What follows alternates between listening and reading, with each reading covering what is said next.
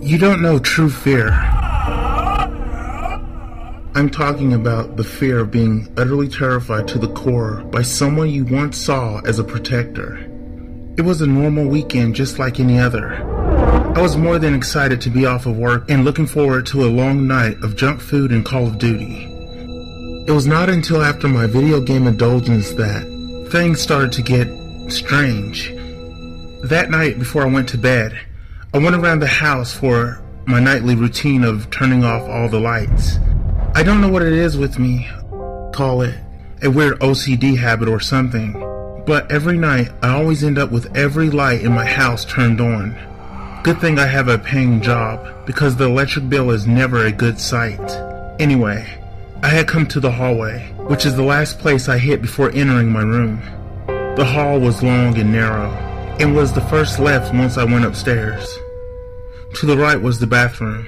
I have never been one for superstitions or ghosts, and my home has never brought any sense of fear or dread until this night.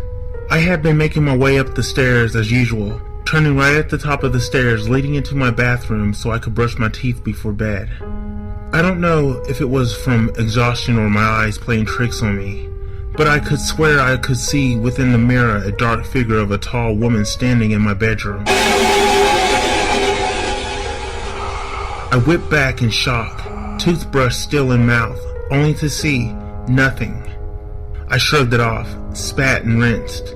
As I walked down the hallway, I felt my phone vibrate in my pocket. The caller ID said Dad. I was relieved to see my father calling. Seeing as how I got freaked out and knowing he could calm me down made me content.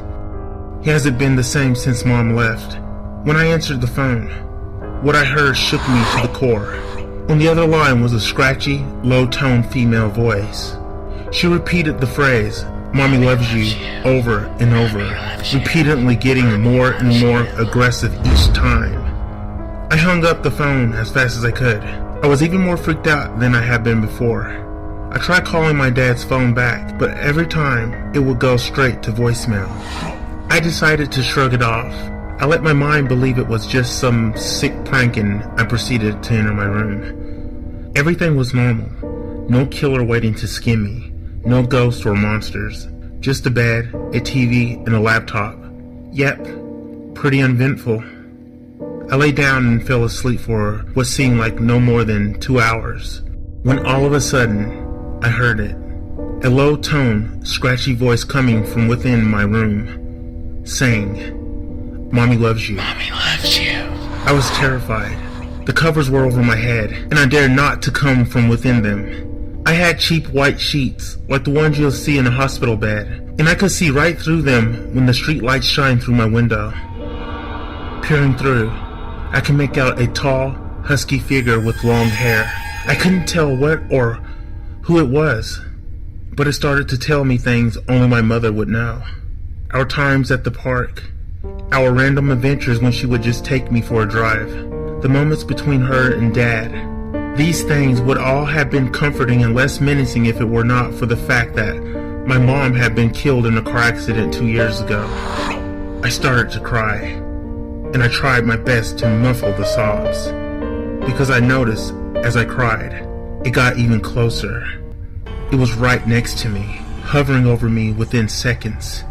When I heard it, its voice, first starting quiet and high-pitched, then getting deep and loud by the end of the phrase.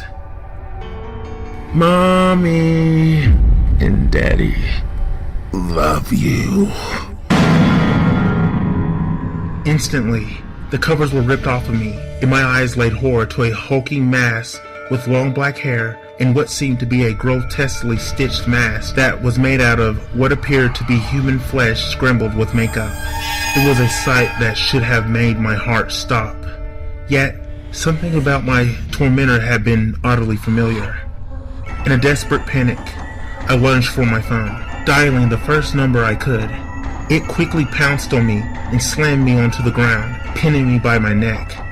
In the struggle, my phone managed to dial the last number that contacted me. My father. I felt a heavy vibration coming from the pocket of the thing that attacked me. It pinned me down with one hand while reaching below its waistline, pulling out a cell phone.